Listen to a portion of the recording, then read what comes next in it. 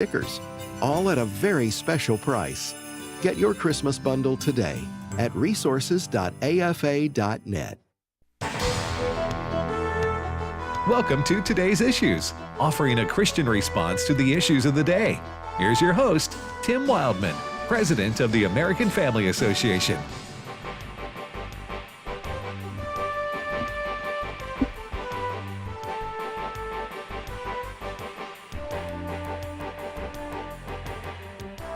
Hey, good morning, everybody, and welcome to Today's Issues on the American Family Radio Network.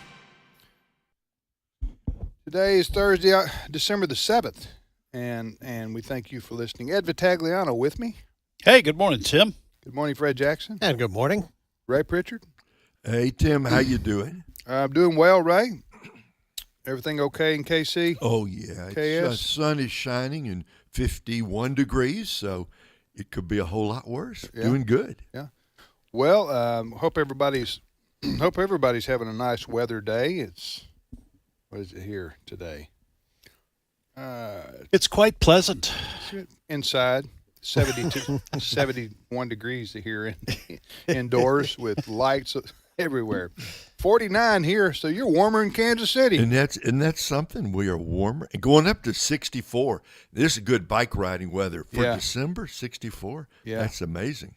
And then I saw major storms across a lot of the country on Saturday, Fred. They're coming. Our temperature is going to be up over 70 degrees, and they're warning about severe thunderstorms. Going to drop like a rock.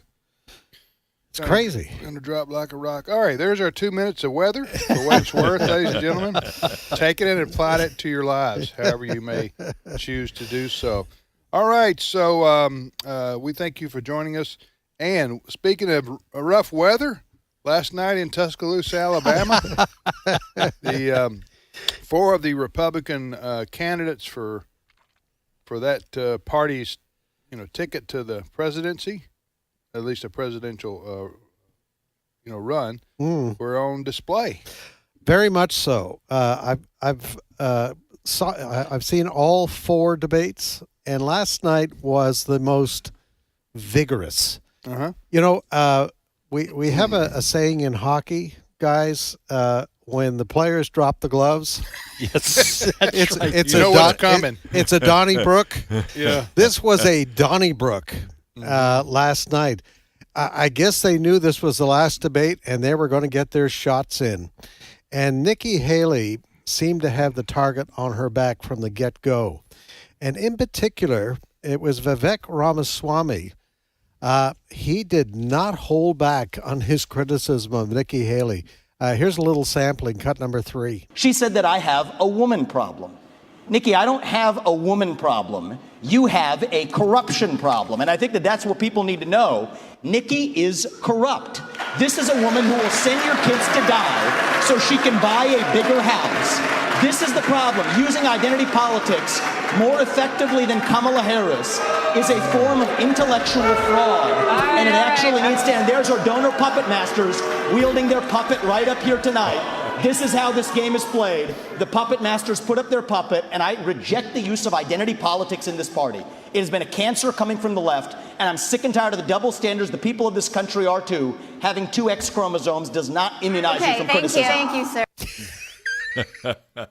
Well, How do you feel, Vivek?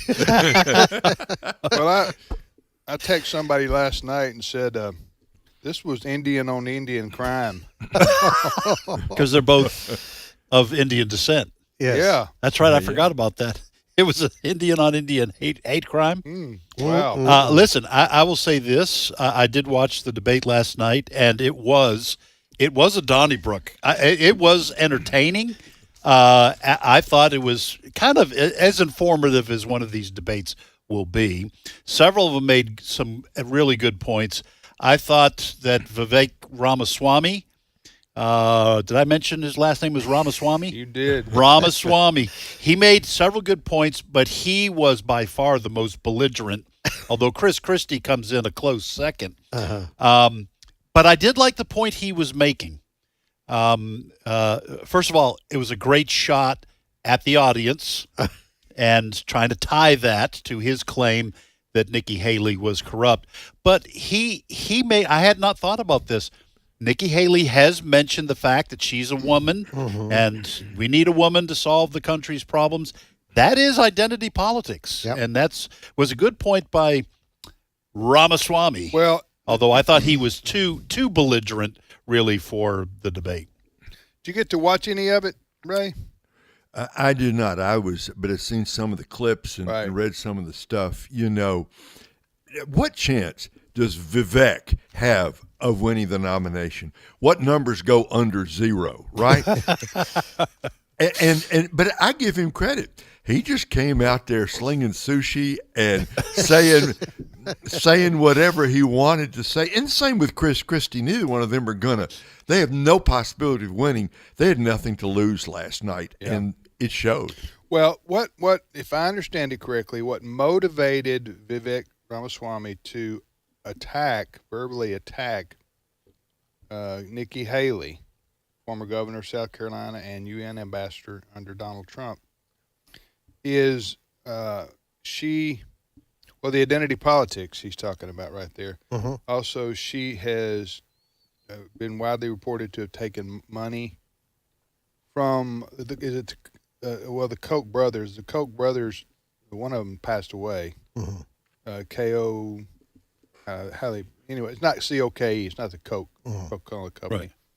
They're K-O-C-H. Yeah, they're multi-billionaires, and they've been very involved in Republican politics for decades. Probably all presidential candidates, at least when they get to be the chosen pick of the party, have taken money from the Koch brothers and a lot of other billionaires. I, for one, never necessarily attached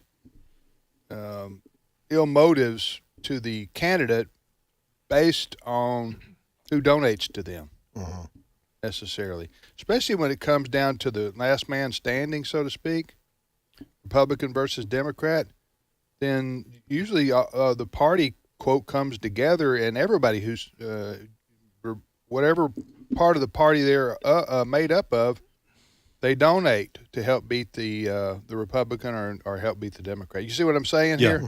So he also attacked Nikki Haley he claims that when she left as UN ambassador that she and her family were bankrupt, I think is what he said. But now she's worth millions, and he said in the intervening time between those 2 points, she was on the board of Boeing, and she received money for speaking and making speeches. Well, what's wrong with that? Well, he's accusing her of being corrupt and beholden to companies like Boeing. She didn't back down. I'll give Nikki Haley that much. She I don't make it sound like I'm critical of her, but she said, "Listen, I think Boeing's a great company. They came in, they build great jets for for civilians and for the military. They have a production facility in South Carolina. I was glad to be on there." And so there was a lot of that kind of back and forth. And one of the problems with a debate format is that because you're kind of moving things along, you don't really have the opportunity to delve down and figure out who's telling the truth in that case. She's not my choice because I think she's weak on the social issues. I agree. Yes. She's very weak in my view. You guys agree with that? I think she's squishy. Especially on the trans issue. I thought the panel asking the questions last night was very strong. Good questions. Yeah, Megyn Kelly. We haven't seen her on TV much lately, but she was at the center, and she asked one of the toughest questions of the night to Chris Christie, and it had to do with gender manipulation. So I want you to listen to the exchange, Megyn Kelly asking Chris Christie about where he stands on that issue, and then there was a very strong response from Governor DeSantis. So first, cut number one.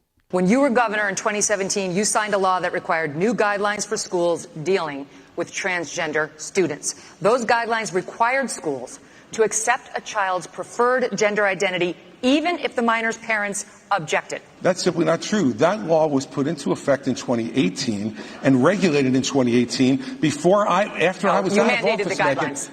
No, we did not, Megan. I stood up every single time for parents to be able to make the decisions for their minor children. And by the way, you know what? Every once in a while, parents are going to make decisions that we disagree with. All right. The issue was, and I'll let you listen to how Governor DeSantis responded to that. What Christie was saying there, I think that we should leave it up to the parents of the child.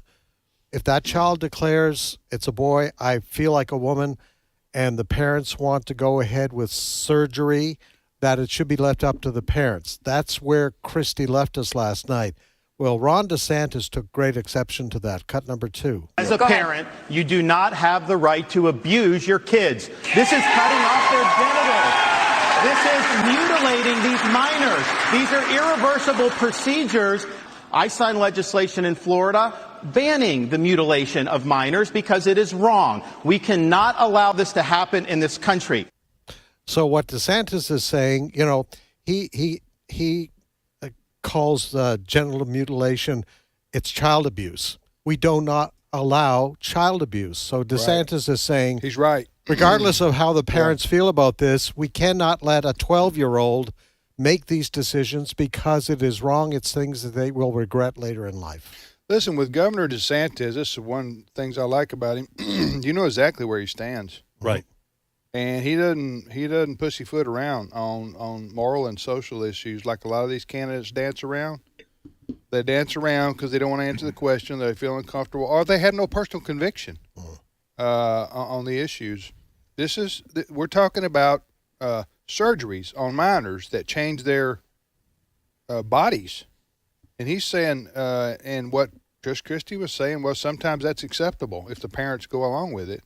And that's when DeSantis lashed out, so to speak, and said, no, absolutely not. It's child abuse. Yeah. So he gets hit. DeSantis gets hit some by some Republicans as being, talking about cultural issues too much, right, or being too anti-woke or such. But that was a clear and concise response and answer to that issue. I will say this, and then we'll let Ray jump back in.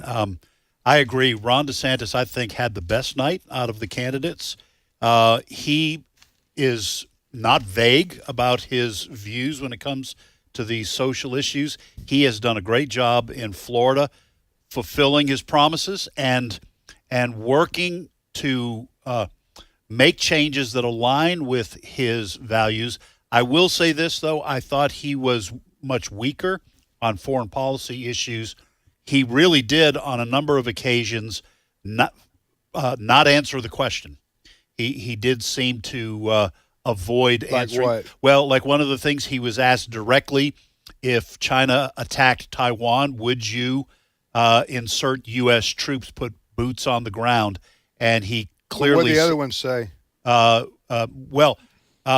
Chris Christie said, I thought it was a sort of an evasive answer himself after he hammered DeSantis for not answering the question. Chris Christie was asked, well, then what would you do? Would you put boots on the ground? And he said, I would absolutely do whatever the U.S. needed to do. I see. That's bogus. Yeah. Well, both of them did. Both of them. Okay. Here's what I would say to that. I understand your criticism. And Ray, feel free, Fred. Sure. I don't like these questions of the candidates, be it of Trump or DeSantis or even Biden. Well, Biden is president, so he has to make decisions in real time. They're like asking you, what about Ukraine? Or what about Taiwan? How do you know right now in December of 2023 what the world is going to look like in January or February of 2025 when the president is inaugurated? So making military commitments, to me, one way or another, that's to me. I don't think that's necessary. I don't think that's a fair question to ask the candidates. So if they don't answer it directly, If it were me and I was up there and I was Governor DeSantis or Vivek, I'd say I can't answer that right now.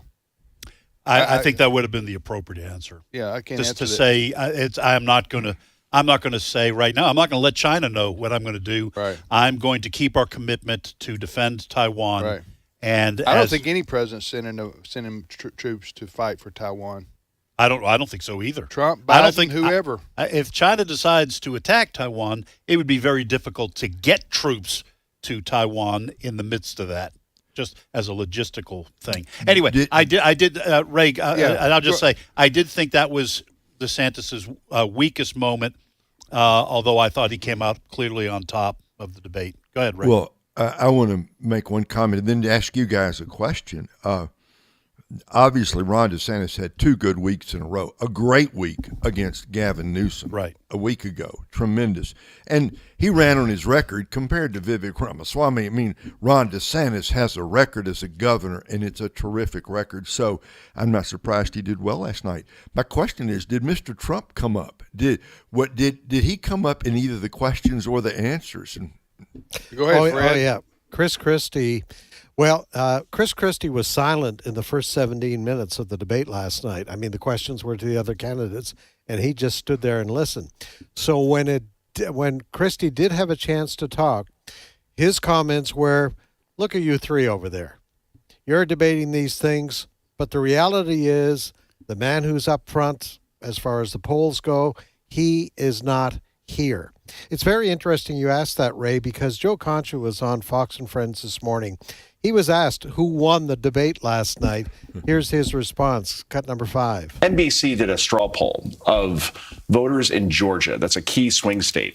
And here are the results in terms of people who won the debate or what these folks, who they thought won the debate. Nikki Haley, one person thought won it. Chris Christie, one person thought won it. 2 people thought that Ron DeSantis won it. 5 people thought that Vivek Ramaswamy won it. 18 people thought that Donald Trump won it, and he wasn't there. And that's the thing. It's like the NIT tournament, right? The NIT is the teams that don't make the NCAA tournament. That's pretty funny. Yeah, and I guess, to be honest, what you had on the stage last night were the folks the also ran. Unless we start to see major changes, the Iowa caucuses are like 4.5 weeks away. Yeah, we're going to have to wait for those actual contests. Yes. So those, especially those first 4, I would say the first 3, Iowa, New Hampshire, and South Carolina. By the time we're through with South Carolina, we may be just down to one alternate and Donald Trump. Yeah. So. Yeah. Well, so any more debates? No more debates. January 15th is the Iowa caucuses.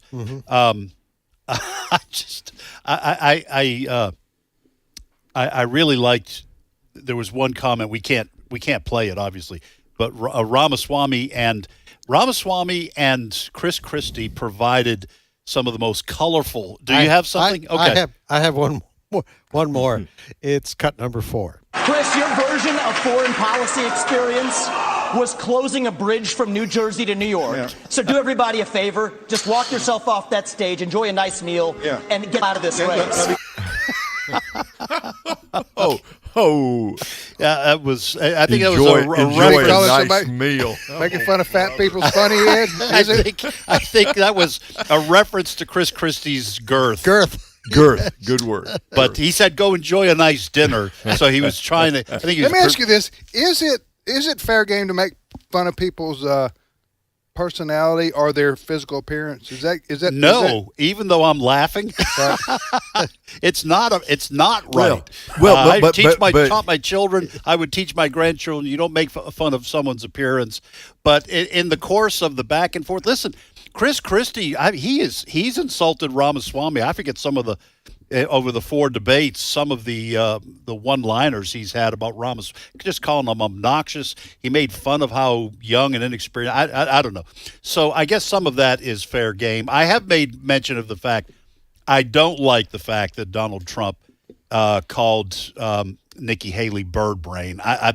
Those kinds of insults are I don't know. It's subjective. I think those kinds of things are in a distinctive category. But I thought it was a funny exchange they had several colorful exchanges, Chris Christie and Vivek Ramaswamy. And so I enjoyed it because, like Fred said, I like it when hockey players drop the gloves. Let's just settle this right here on the ice. Go ahead, Ray. Well, it's not much of an insult, Ed. All he was doing was wishing that he had have a nice meal. That's Go to right. Applebee's, get you some appetizers. That's right. Go to the local Mexican buffet and have all you can eat. Put them out of business. That's exactly right. Now, Trump calls Chris Christie a fat pig. That's different. That's different. Why is that different? I don't think Ramaswamy was necessarily being nice about his insults, but there is a harshness to calling someone I think a fat Trump pig. changed everything in 16 and forward. Yeah. You can name call all day, every day now. It's fair game. Even people's personal looks. That's true. We never saw that. I don't think we ever saw that before 2016, did we? No, not in the way it is now. Trump changed everything. The best, one of the best lines I remember in a debate was Dan Quayle and who was I forget the Benson. Lloyd Benson. Yeah. So there was a lot of talk about Dan Quayle's age, and he was the running mate for George H.W. Bush in '92 against Bill Clinton. I forget. Did Lloyd Benson was his? Anyway, the line was because people were defending Dan Quayle's age by saying John F. Kennedy was young. And so when that was brought up, Dan Quayle said, well, age isn't always a problem. John F. Kennedy was also young, to which I thought it was Lloyd Benson said, I knew John F. Kennedy, and you, sir, are no John F. Kennedy. Yeah. And it was a really good counterpunch. But that was as caustic as they got back then. Certainly he didn't call Dan Quayle, you young shrimp, because he wasn't real tall either. But anyway, 2016 kind of changed a lot of that. All right, so no more debates. And President Trump didn't participate in any of them.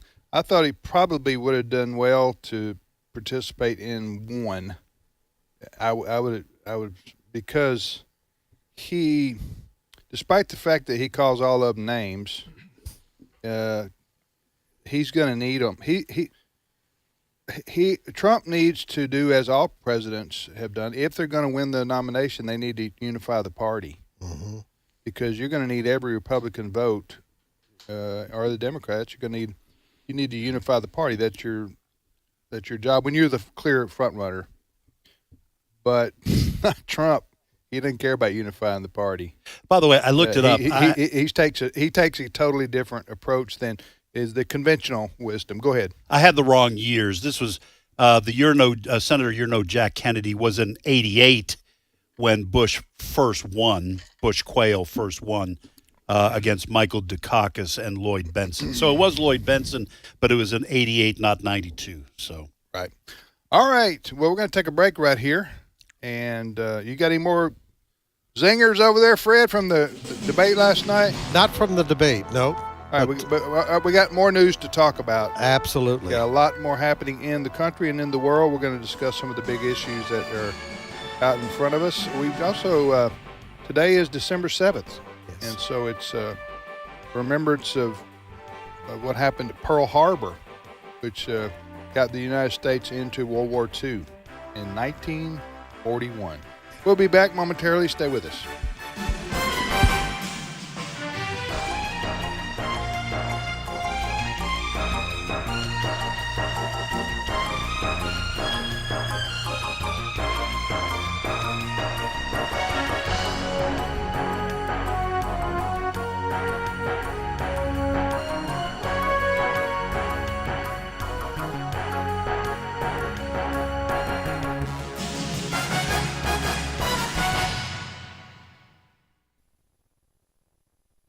It's my turn.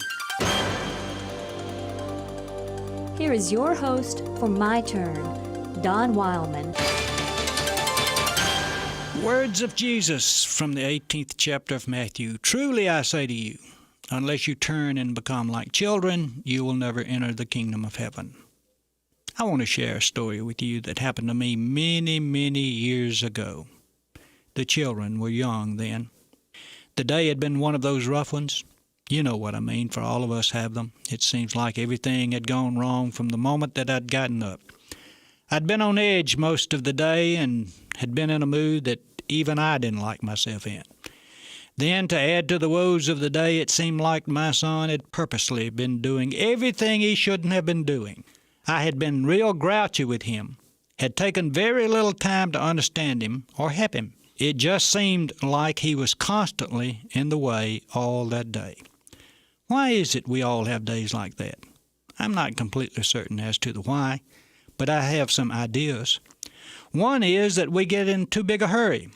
Perhaps this is the biggest fault of our jet-set day. We live in too big a rush. Sometimes we meet ourselves coming back.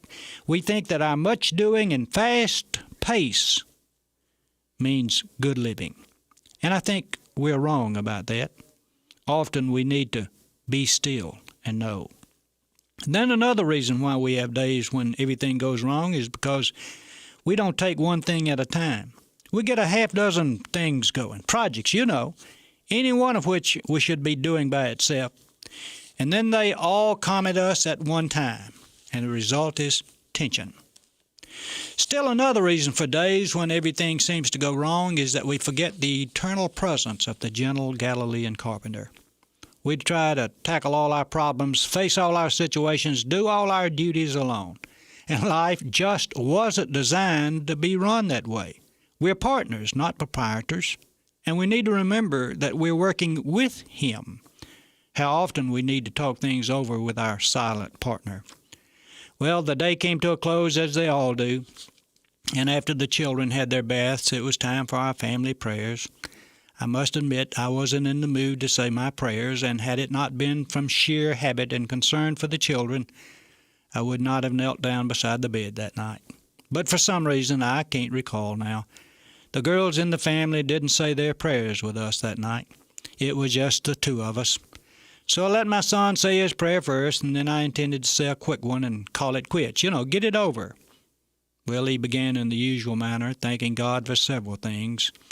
And then it happened, his tone of voice changed, and in his final petition, with a voice so sincere I thought he was going to cry, he said, "And, dear God, make me a better little boy. Amen." Well, I was stunned and shocked and humbled and ashamed. And I had only one petition, and it came from the heart. Dear God, make me a better father. Amen. The carpenter once said those who enter his kingdom would have to come as a small child. I understand a little better now what he meant by that. This has been My Turn with Don Wildman, a production of the American Family Association. In Him we were also chosen, having been predestined according to the plan of Him who works out everything in conformity with the purpose of His will. Ephesians 1, verse 11. American Family Radio. This is Today's Issues. Email your comments to comments@afr.net. Past broadcasts of Today's Issues are available for listening and viewing in the archive at afr.net. Now, back to more of Today's Issues.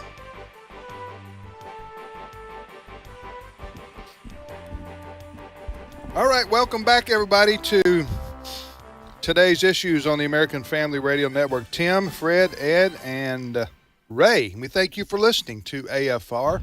If you want to send us an email, the address is comments@afr.net, comments@afr.net. If you want to watch the show, you can go to Facebook, YouTube, or our own streaming service, streaming.afa.net. We encourage you to go there first. Streaming.afa.net, streaming.afa.net. And Facebook, we do live video stream the show at our Facebook page, and we do post the stories that we discuss. So you can check that out there and read them for yourself at our Today's Issues Facebook page. YouTube, we got back on YouTube a few months ago. But you can't just type in Today's Issues. You got to. I think it's Today's Issues live stream.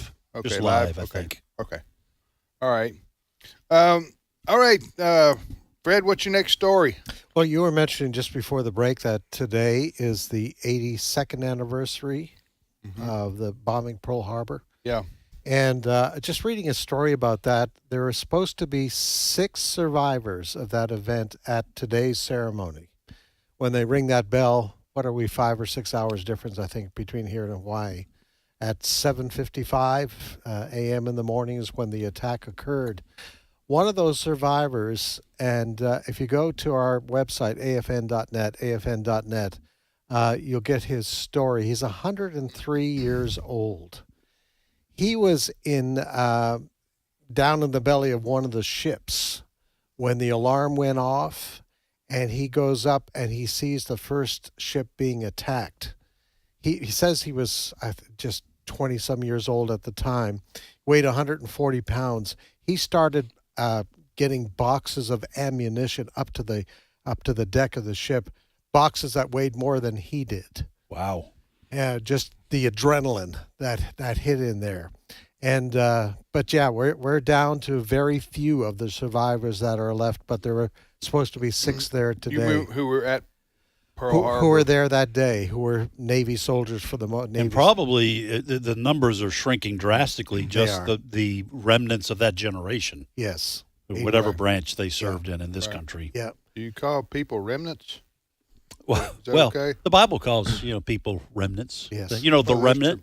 Yeah, okay. Yeah. So you're trying to get me, and I just tossed the Bible right back at you. I did not call you. Right, Ray? Bible's a great weapon. That's right. Yeah, that's right. All right. What do you remember or think about when we talk about Pearl Harbor? Well, it's a day that changed world history. Everything changed from before that day and afterwards, because after December the 7th, that became, in the famous phrase of Franklin Delano Roosevelt, a day that will live in infamy. That drew us into the war with Japan, then immediately into the war in Europe and world. But before that, there had been, remember guys, there had been war between Japan and China. That had been going on for a number of years. There's war in Europe, right? With growing war in Europe. You mean at the time of Pearl Harbor? That's exactly what I mean. But after December the 7th, we had a war that would now stretch around the world. It changed everything. Thus, World War II. Let me ask you this, Ed. Can you tell us why it was that Japan attacked the U.S.? Seemingly unprovoked. Yeah, there had been the U.S., because of what China had been doing already, what Japan had been doing already in China and elsewhere around the Pacific. They had militarized, and I believe, if I remember my history, the U.S. had just instituted an embargo or was about to. And at that point, Japan knew that if they were going to control the Western Pacific, they had to knock the U.S. out, and so that the U.S. would not be able to recover in time for them to take the Philippines and anywhere else they wanted to conquer in the Pacific, Western, in Asia. And that's why they attacked Pearl Harbor. They wanted to knock the U.S. Navy out so that they could do what they wanted without interference from the U.S., and it would be over by the time the U.S. Navy could be rebuilt. So we had that Pearl Harbor was where our Western Fleet was based for the most part. Our carriers, our aircraft carriers, were for the most part based there at Pearl Harbor. And I just look at it as God's hand of protection upon us. Those aircraft carriers were not present at Pearl Harbor when the attack commenced. I think they were out on maneuvers. I'm trying to recall my history here. I think they were out on maneuvers. If they had been severely damaged or sunk, then the Japanese motive for attacking us could very well have succeeded. We might not have been. And also, Adolf Hitler, for no apparent reason, soon after the attack on Pearl Harbor and our declaration of war against Japan, Hitler declared war against us. we may very well have only been embroiled in a war with Japan and not gotten involved in Europe, which probably would have meant that Adolf Hitler would have succeeded in conquering Europe, might have conquered Russia, because we would not have had our troops helping to, we weren't the only ones, but helping to defeat Hitler. Right. Well, anybody else got any commentary on this? Fred, you got anything to say? Not on Pearl Harbor, but there's also another anniversary today, a 2-month anniversary of the massacre perpetrated by Hamas. 2 months. It's hard to believe. That's gone by fast. It has gone by fast. The battle is raging in Gaza. The Israeli soldiers now have not quite taken control of the second biggest city, but this is a city that is home to one of the key Hamas leaders there. And one of the more shocking things, and there's been a number of interviews today about what has happened in that 8 weeks. The initial several days of sympathy for Israel, but the world's sentiments is changing. I was listening to an interview this morning with a Democrat who is absolutely appalled of the feminist groups who refused to condemn the Hamas terrorists and what they did to women that day on October the 7th in Israel, to the Israeli sexually assaulting them. And it's the videos, the members of Congress who have seen the videos of what happened there are just, they say it's unspeakable. And yet the United Nations is now considering a Security Council resolution to continue to condemn Israel for what it's doing in response to the Hamas massacre of more than 1,200 Israeli men, women, and children. It's just amazing what's going on. But we have leading feminist groups in this country who are refusing to condemn what Hamas did to those women. There are a lot of people that I've seen at least posting comments. Now, any idiot can post in the comments. And so I'm not saying that these are people of any stature or any influence, but many people I've read denying that any of this kind of assault has taken place at all. Yeah. And that's very disturbing, because that is willful blindness, I think, because they've been so propagandized and brainwashed that they cannot view what's really happening in the Middle East except through the lenses that have been given to them often on college campuses. Hey, did you guys see where Israel is going to, or is planning to, or is considering with their military operations pumping seawater into these tunnels that Hamas has all over Gaza? Did you see that? Oh, yeah. Yeah. I don't know if they've done that yet. I haven't seen that reported, but I thought that's brilliant. Yes, it is. You know? Ray, did you see that? I did. Now, I have a question. How many of the hostages, Fred, still are being held by Hamas? Do we have an approximate? Yeah, roughly 140. Okay. And do we know, are some of them supposedly still being held in those tunnels underground? Okay. Yeah, well, that may be why they're not doing it. That's I've read stories, in fact, have one pulled up here, Israel preparing to flood the tunnels with seawater. There are two concerns.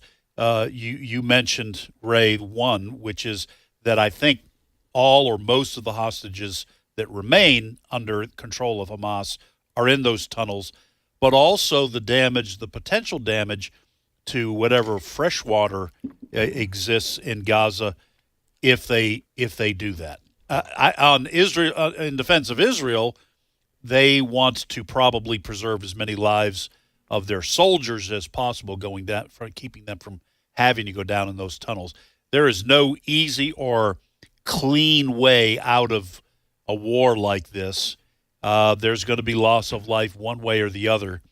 And we need to remind our listeners that the reason there's a war is because Hamas broke the ceasefire with these unspeakable attacks on Israel on October 7th. Well, it's also the first day of Hanukkah, too. They had the lighting of the menorah in Jerusalem this evening. It's 6 o'clock in the evening over there. So be praying for our dear friends in Israel. There are still many families who have loved ones that are being held as hostages. And I think of Prime Minister Netanyahu, the pressure that he is under right now. Right. From all sides. But he is determined. Hamas will never control Gaza again. And that is the goal of this war. To make sure I can't imagine being someone with a family member in the grip of Hamas. Because these are wicked people, Hamas. Yes. And the anxiety that parents, for example, must be under, or even kids, if their parents, grandparents are being held 2 months, you said. That's a lot of stress on the people who aren't even being held hostage. Gavin Newsom is back in the news. Yay. Yes. Speaking of things of this time of the year, Hanukkah, Christmas, they were supposed to hold the annual lighting of the Christmas tree in the California state capital, Sacramento. 91 years they've been doing this. Big ceremony, lighting of the Christmas tree. Gavin Newsom canceled this. I believe it was supposed to be held last night. He canceled it. Do you want to know why? He was afraid. He was afraid that some pro-Hamas / Palestinian demonstrators might show up and disrupt things. So instead of calling in, which a governor can do, the National Guard, extra security, he just canceled this 91-year tradition. Because a lot of people think the Democrats are now beholden to Muslim interests, whether it's in the state of California or other places in this country. And so he was afraid of offending them. Well, that's what I believe. I don't believe that it was a precautionary move. I think that Governor Newsom wanted to show the Muslim citizenry in his state and those who support the Palestinian cause. I think his mind, he doesn't want to offend Muslims or Palestinians with this big display of Christmas. Yeah. Which Even is though Christian Christmas holiday. has nothing to do with Judaism, in other words, Jews don't celebrate Christmas. Yeah, but it's Christian. It's a Christian event, and as Fred said, I think the left is now beholden to Muslims and those in support of Palestinians. So he thinks we don't want to offend them with this overt. Because we've been offending them for 91 years. Yes. With this Christmas tree lighting celebration that goes on, by the way, all over America. And, by the way, I was just provoking a answer to a question there with my question to you about Christianity not being Judaism. So if Governor Newsom of California says, I don't want to offend the Muslims by celebrating something Jewish, he's not. He's celebrating something Christian, which has its ties to Judaism. As we all know, Jesus was a Jew. But I think it's just he's pandering. He's placating. And also these secular lefties like him, Ray, anyway, they don't like Christmas celebrations anyway. It has anything to do with Christianity. And for a lot of people that in today's world, sadly, they don't even associate Christmas with Jesus. Right. Huh? It's a tree that we're lighting in winter. Yeah. You know, so it's not, but it all goes back to the reason we have Christmas tree lightings anyway is because of Jesus, right? I mean, it goes back to the birth of Christ and Christianity. Well, look, Christmas is the ultimate rebuke to the secular mindset. The idea that you can save yourself, that society can save itself. Christmas means if you're going to be saved, it's got to come from somewhere else. Right. The reformers used to talk about alien righteousness, which sounds weird, but it just means righteousness that comes from another place. Right. In this case, it comes from heaven. Christmas means the end of thinking that you're good enough to save yourself, that you can forgive yourself. And I think down deep, people like Gavin Newsom understand intuitively the Christmas. The true meaning of Christmas, the coming of Christ, stands against the secular worldview, and they want nothing to do with it. I mean, how hard would it be if he was, quote, really concerned about security? Right. How many buttons does he have to push to get the National Guard out? Push one button and says, double the security. light the Christmas tree. No, there's Ed, it's certainly what you said. He wanted to placate and play to the Muslim community, and down deep he wants nothing to do with Jesus and nothing to do with Christmas. He'd rather try to save himself, which is going to lead to a bad scene when he stands before God someday. Yes. You cannot save yourself, and that's what Christmas really means. If Jesus doesn't save you, you will not be saved. Absolutely correct. You're listening to the radio program Today's Issues right here on American Family Radio. Hey, if you want to download our app, thousands and thousands of people have downloaded the AFR app and are listening even right now to this show. Some people listening internationally. The AFR app, just go to your app store on your phone or your iPad or your similar device and go to the app store and take you a minute, 2 minutes to download the AFR app, and then you can listen anywhere in the world to American Family Radio. Hey, Ray, you're talking about Christmas. It's December, where it's December 7th. There are folks who might want to get into some Bible reading between now and the end of the... Have it read to them. Yes, have it read to them. The lazy man's Bible study, which I participate in. And they may want to start the new year off with a good Bible reading or listening or watching a program. Can you help them? Can you point them in the right direction for something like that? Ed, thank you. We've been working on this all year long. And today, I've been reading the Bible, this legacy project, reading the Bible online, video, but it's also, we post the audio on Spotify and Google Play and iTunes. So, joggers and bike riders and people listening in the car, many different places, been reading through the Bible. And today, Ed, I tell you what, I figured it out. This month, we're reading 19 different books of the Bible. There's only 66 in the whole Bible, but some of them are really long, like Isaiah and Jeremiah and Ezekiel. Yesterday, we were in Amos. Today, we're doing the whole book of James. Tomorrow, the book of Jonah. The day after that, 1 Peter. Just come and join us.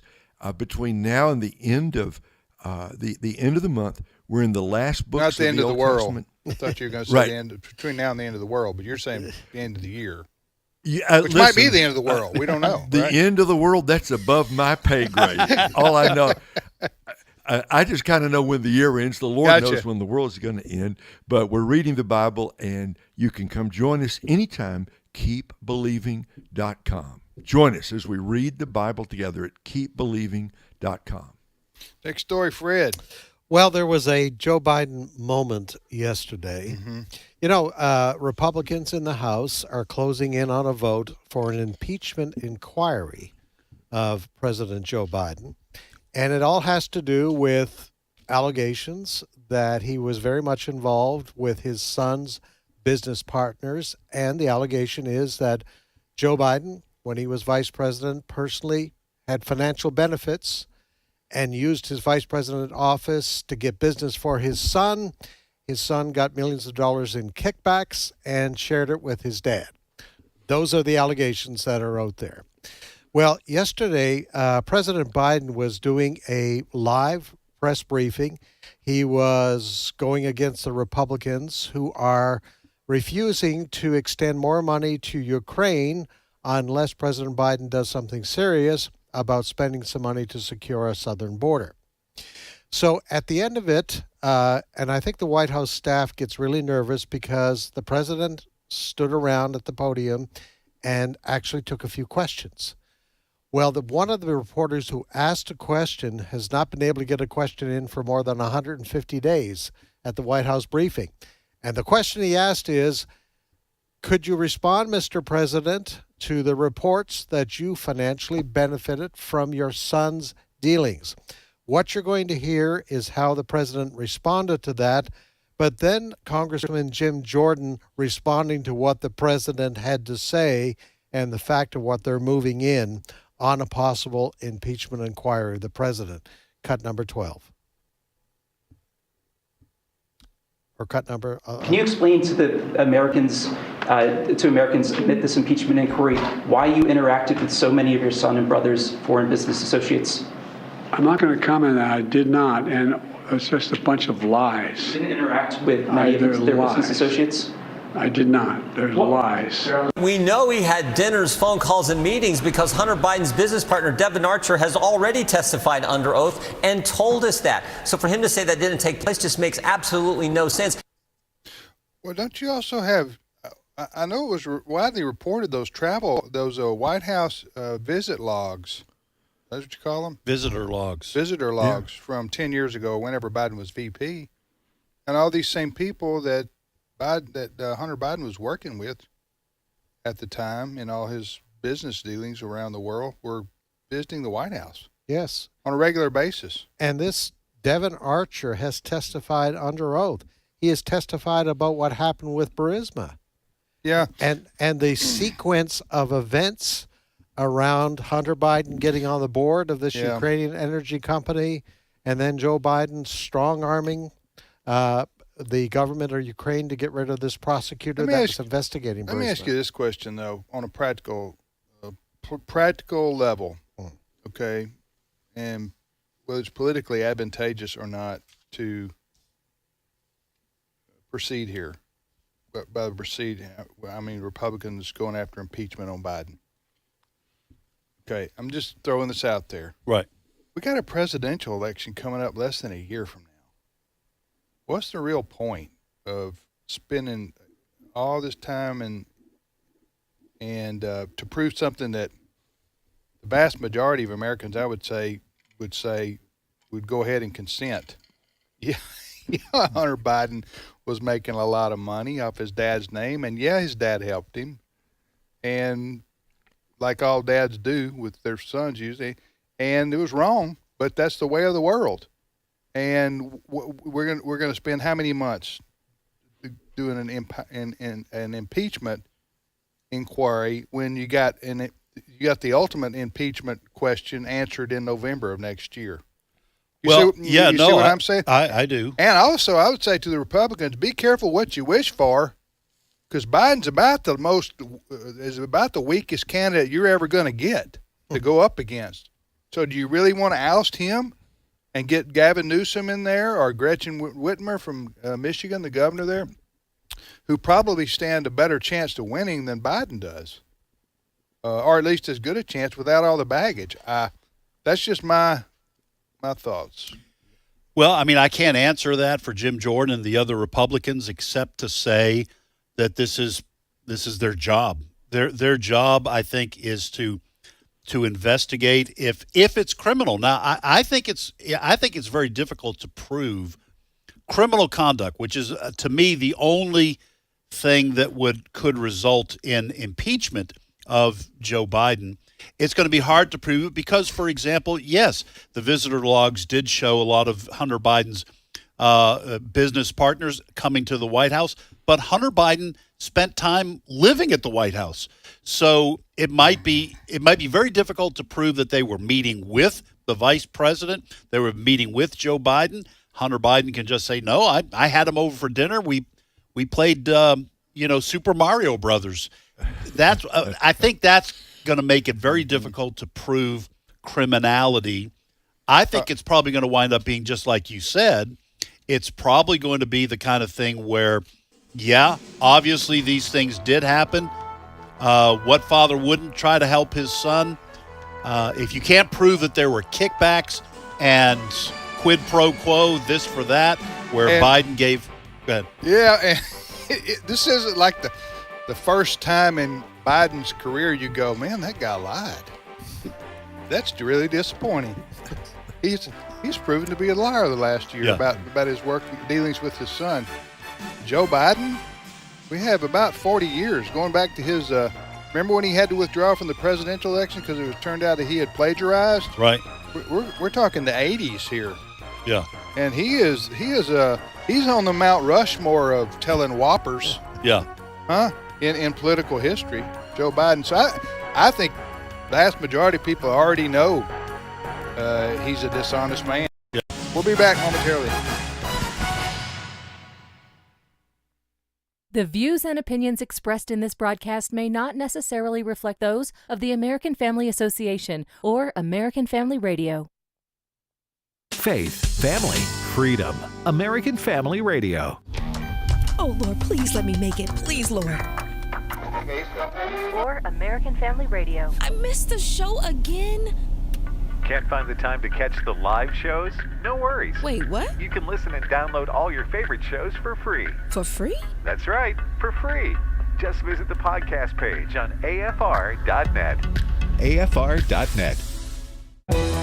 This is American Family Radio, a listener-supported ministry of the American Family Association.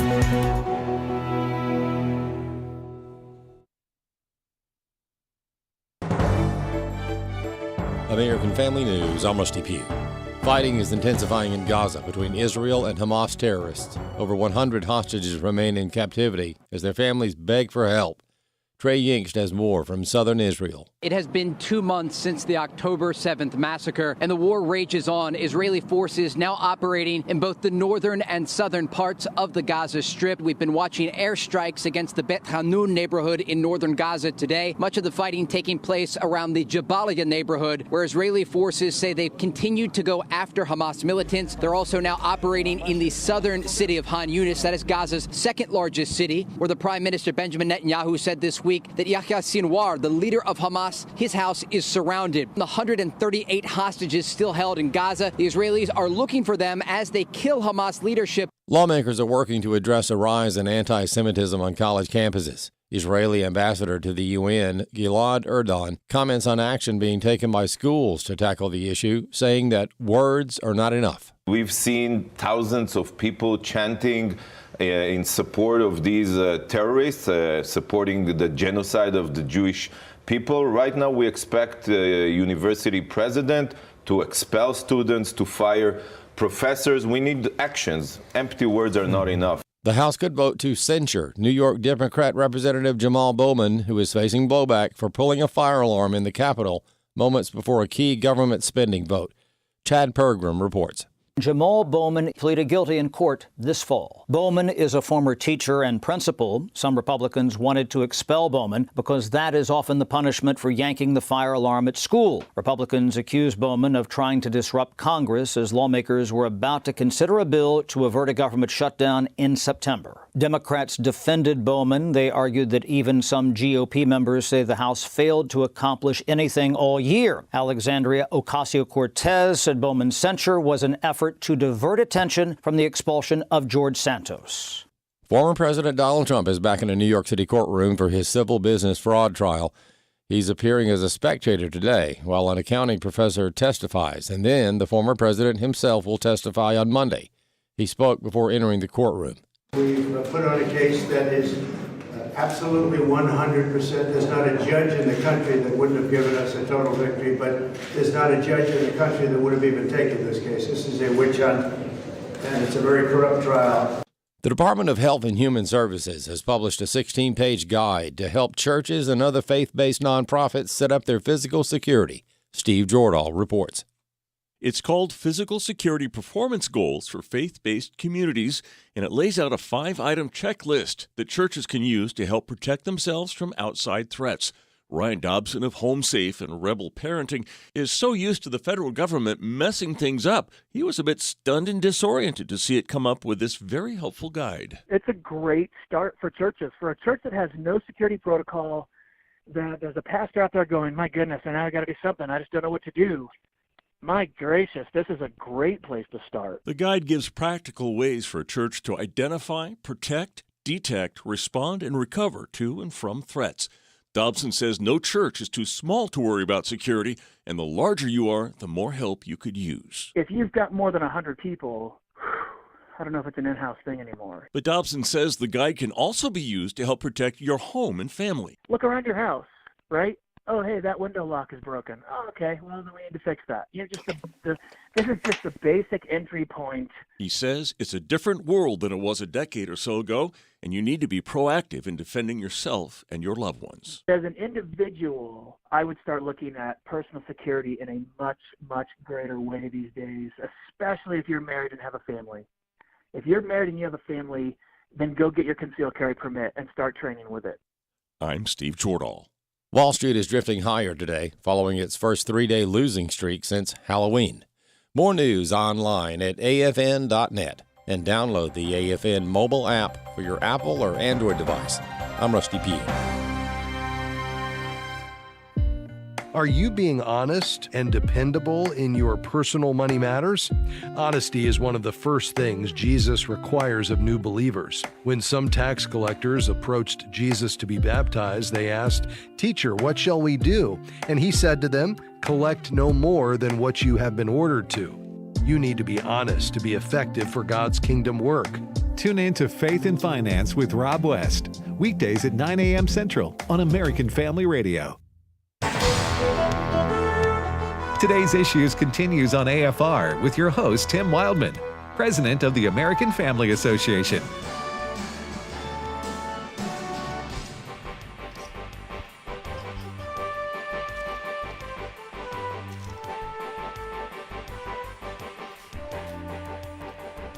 Hey, welcome back, everybody, to Today's Issues on the American Family Radio Network. Today's Issues is the name of this show. We got 25 more minutes here. I'm Tim with Ed, and Steve Paisley Jordahl joins us now. Good morning, Steve. Good morning. I would like to send a personal greeting to Ray, who I have not yet seen this morning. Hello, Ray. Good morning, Steve. How you doing? I hope everybody else that's listening has a good day today, too. Amen, brother. That's a good attitude to take into the midday here, Steve. I'm a positive kind of guy. I would like to, I know this wasn't in our story meeting, but I have mentioned this on a number of occasions. Going off the reservation. I'm going off. Here we here we go. Okay. This is something I have said. I suspected it, and now apparently I am proven correct. This is from The Guardian, which is a British newspaper. Greedflation. Corporate profiteering significantly boosted global prices, study shows. Multinationals, in particular, hiked prices far above the rise in costs to deliver an outsized impact on cost of living crisis, report concludes. I have been saying for months now, all right?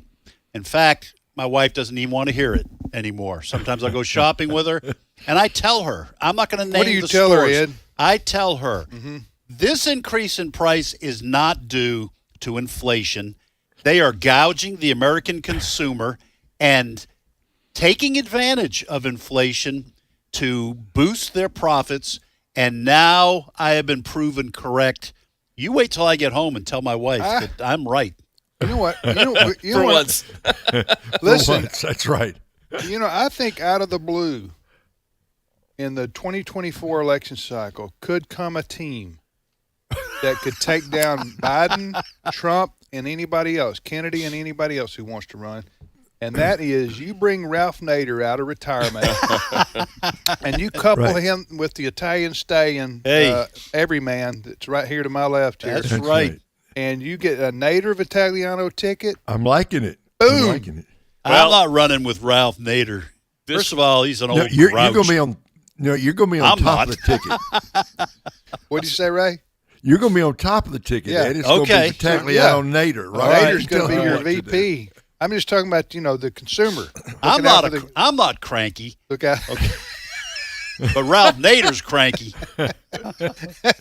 But you think what you're saying is there's a study out saying that corporations around the world are taking advantage of the inflation problem to jack prices up even more? This study reveals that business profits rose by 30%. All right, inflation didn't go up that high, and that giving these companies what they call super profits, based on their ability to push through stellar price increases, often dubbed greedflation. Okay. Also, you young people, get off my lawn.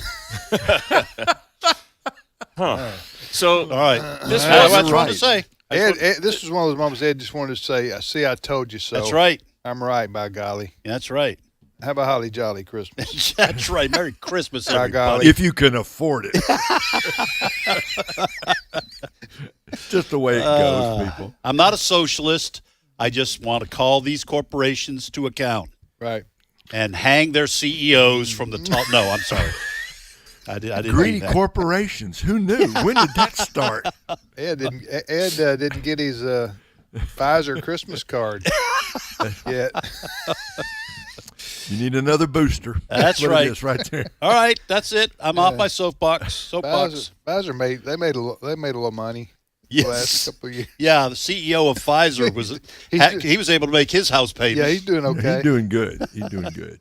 All right, Well, Steve. that wasn't at all the way I wanted to start this segment, but that was derailed. But to your point, yes. Ed, Yes. the Biden administration has determined that it has the authority to seize the patents of certain high-priced medicines. Seize patents? They're going to take the patents and the profits from these high-priced medicines in order to lower medicine costs, they say. They've done a nearly 9-month review of the government's what they're calling march-in rights. They can march in and grab it. The patents. What good is a patent if all the money comes with the patent? No, I understand that, but what good is it if it can be taken away by the federal government? Well, I know, but that's what the drug companies are saying. Biden says he wants to bring down drug prices. It might. I mean, prices of drugs are. So he would seize the patents and then open it up for generic. And then drug production. Or sell it for seize the patents and then sell it for whatever he thinks is a reasonable price. Now, they say it's a power grab, huh? Yes. They say that they're not going to actually do this yet, but they are going to issue a new framework spelling out factors that the federal agencies should weigh in determining whether or not to take the patents. So they're laying the groundwork. Now, what the drug companies are saying is, listen, 1 out of every 10 drugs that we try to develop makes it to market. And we spend millions of dollars on each of the ones that don't. So when one does get to market, we have to make money for all the 10 or we'll go out of business. Right. That's what they say. Now, whether or not they are overpricing when they charge $1,000 for a vial of insulin, you got to wonder. But well, first of all, this seems absolutely illegal. And it sounds like a step in the direction of nationalizing industries. And I know you want to know fascism? Yes. Hey, kids, if you want to know the definition of fascism, what it really is, that's it. What's the difference between that and I can see there is a little bit of a difference, but the federal government seizing the Campbell's soup factories and saying we want to bring down recipes. We want to and the recipes or the recipe for Kentucky Fried Chicken. Right. Okay, that's and saying we're going to bring down the prices. That's well, according to what you just read, with fascists. According to what you just read, there's a bunch of companies that are making too much profit, according to them. Okay, Ray, do you know this? Maybe I'll ask you first. Okay. With respect to patents and drugs, I've always heard that, every once in a while you'll hear, well, that goes generic this year. Right. A specific brand of drug made by a certain company, the patent run out. The patent run out, and then it goes to a generic form. Hadn't you heard that before? Sure. Yeah. Sure. So what's the difference? Go ahead. Well, look, the patent is granted by the government. So just as a general principle, we all agree, and we've talked about the principle before. What the government gives, it can take away, right? What it grants. Yeah, I mean, I would want to be. I would want to be fair. Okay, so the reason why the government issues patents is to protect intellectual property. So if a drug company comes up with a particular drug, they want to protect their investment. So they apply for a patent. Patent laws then protect that for X number of years. I don't know what the number of years is for drugs.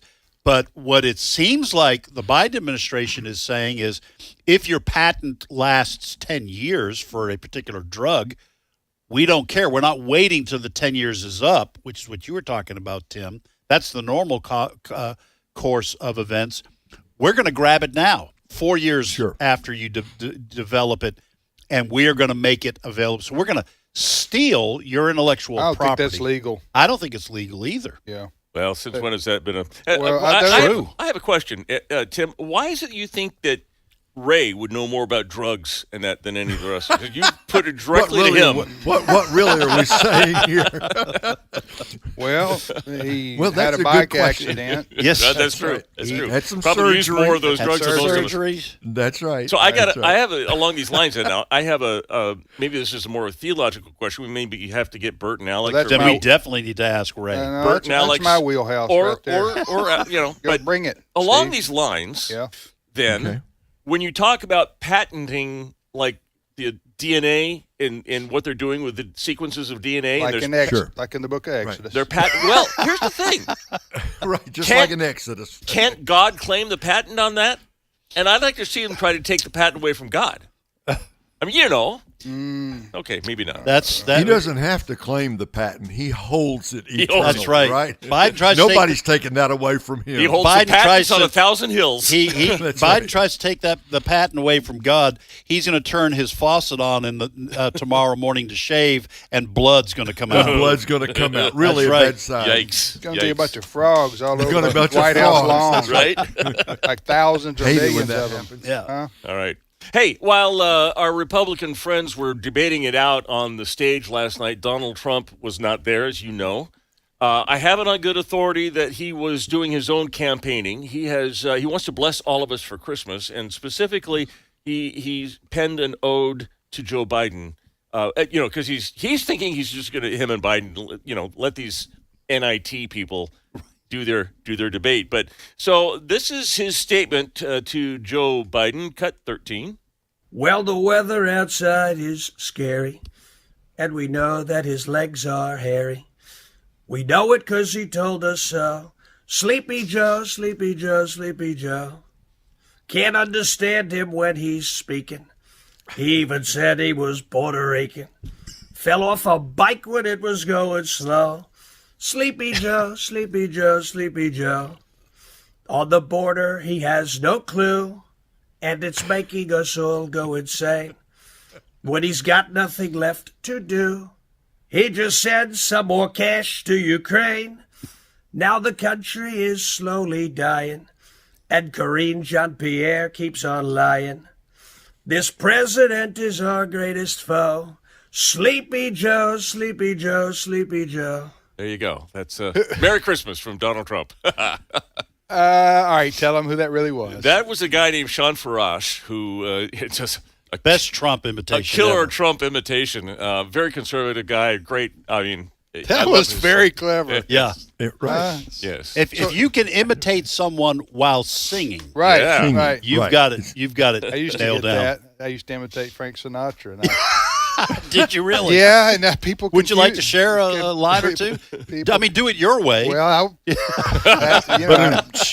would need to go out in the hallway and clear my throat. and everything, but, Wouldn't be polite on air, right? yeah.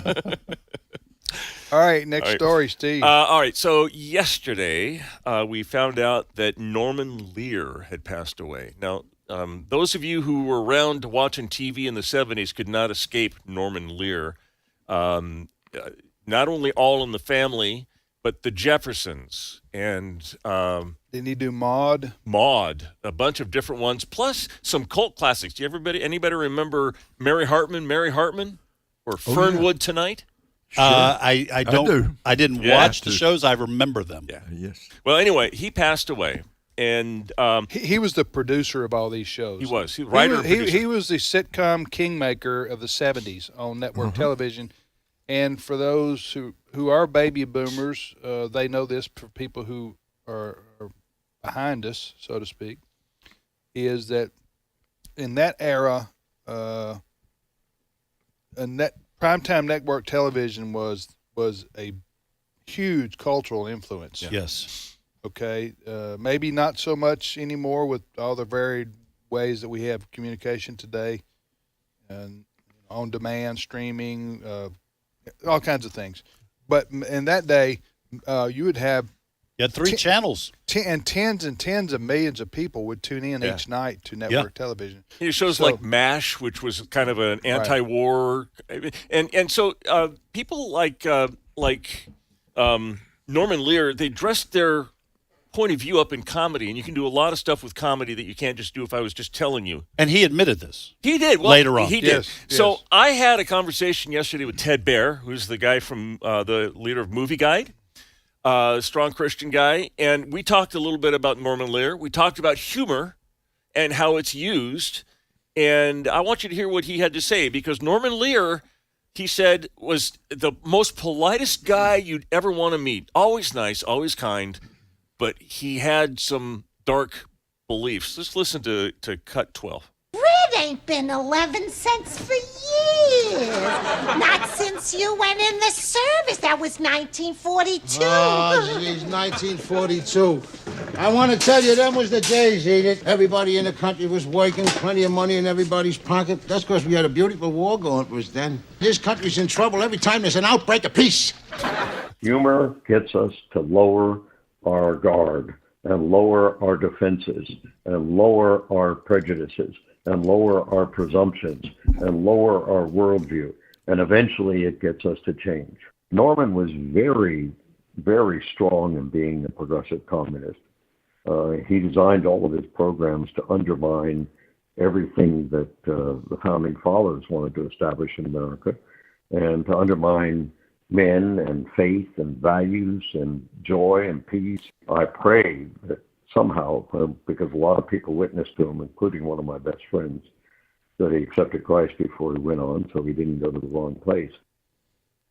So he was saying he's hoping. He's hoping that someone had convinced him yes. to accept Christ, because he was far from it during his public life. So I don't know if that's speaking ill of the dead, which I don't want to do, but I mean, it is Well, that's what happens after people die. People write books, and there's biographies and things written.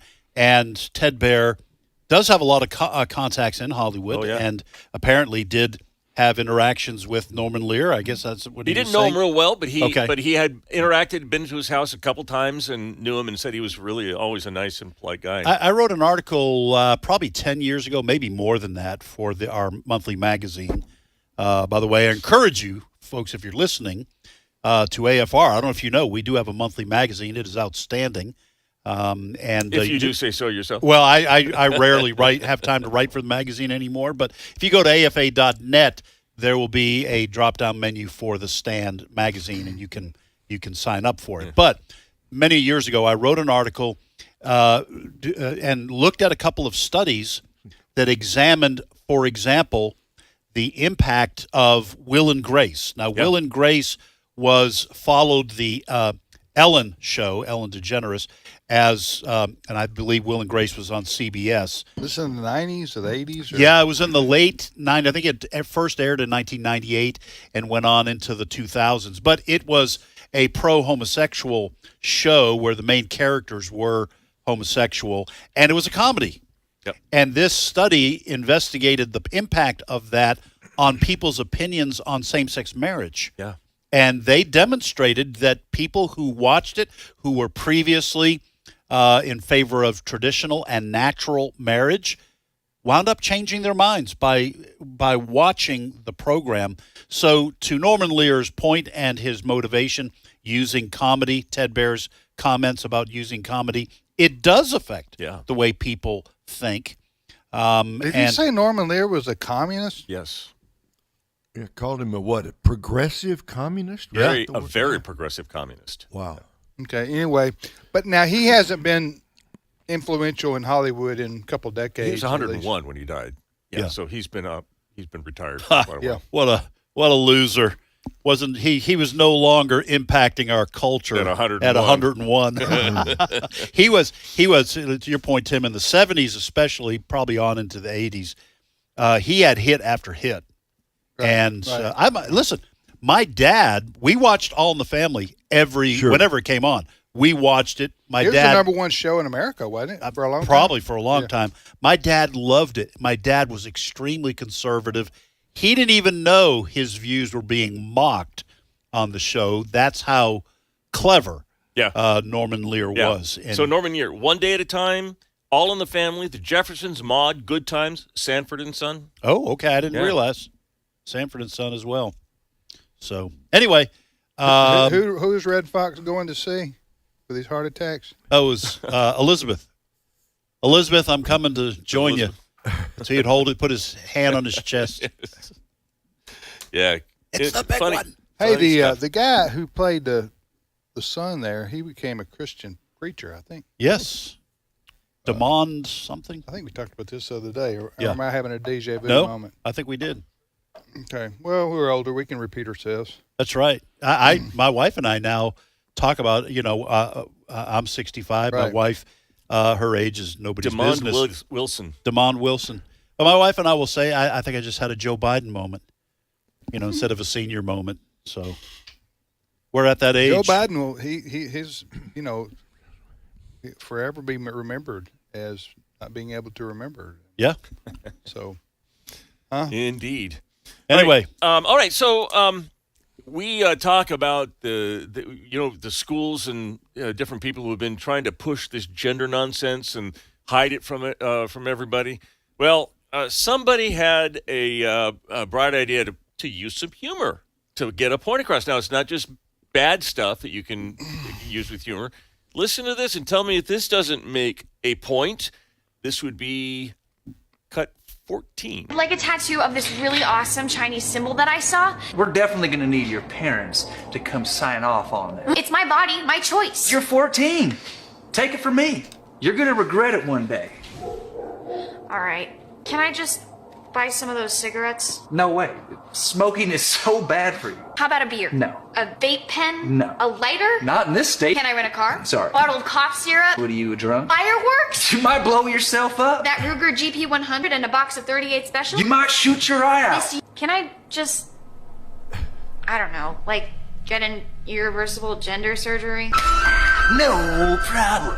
We'll get started right away. Oh, cool. I don't need my parents' permission. Of course not. What if they're non-affirming?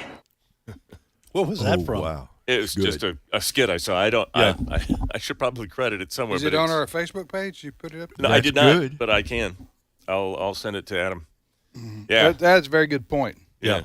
Very, very good All those point. things you can't do when you're under 18, but gender surgery, go for it. Without your parents' knowledge. Do the most radical self-mutilation possible. Right. Oh, sure. Let's get started. No worries. All right.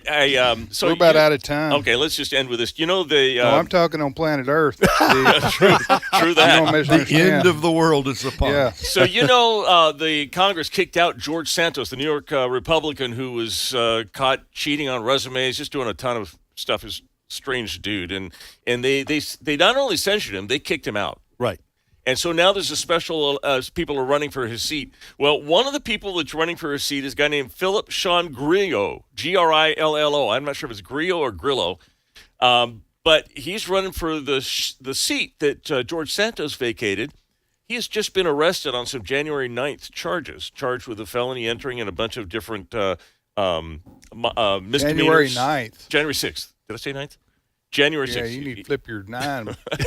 I've got dyslexia. What's the dyslexia, up and down instead of right and left? Anyway, so he has been, but listen to this. Here's his defense.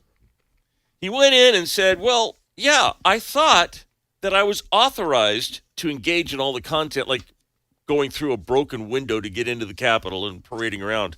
And besides that, he testified that he had no idea that Congress convened inside the Capitol. He's running for Congress, but he had no idea that that's where they met. You know, he might want to rethink this. I think we'd tell him he won and send him to Philadelphia. You sit in the Senate Old Independence Hall and think he's in Congress. Right. He may need a new career path. So you're telling me he's running for this seat that Santos is out of, and he didn't know? He says he didn't know. Didn't know that Congress met in the Capitol building? That's what he said. Was he arrested and charged on? He's been arrested and charged on J6 charges. I also hear he pulled a fire alarm, but said he thought it was going to open the door. That's right. That's what he did. All right. We can have more on that later. And I will have a full investigation on these big companies running up your grocery bill, folks. You do that. Why don't you seize them? That's right. Seize them. Yeah. All right. Thank you, Ray. You bet. Thank you, Tim. Well, thank you, Steve. My pleasure. And Ed. Yes, sir. And Adam Suddeth, our producer, and Fred Jackson, who was with us last hour. Have a great day. Trivia Friday tomorrow, everybody. We'll see you then.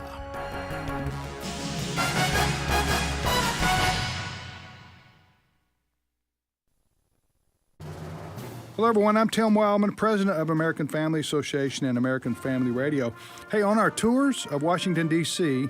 in June and September of 2024, we call these spiritual heritage tours. We're going to see the Capitol, the White House, the Lincoln Memorial, the Jefferson Memorial, the Vietnam, the Korean Memorials, the World War II Memorial, as well as visiting Arlington National Cemetery, where we'll see the changing of the guard at the Tomb of the Unknown Soldier. Then on Saturday, we're going to go to George Washington's Mount Vernon estate and see that. So all that and much, much more on our Spiritual Heritage Tour in June and in September. We're also going to Colonial Williamsburg, Jamestown, and Yorktown on a tour that's back-to-back with our D.C. tour. So for all the information, go to spiritualheritagetours.com.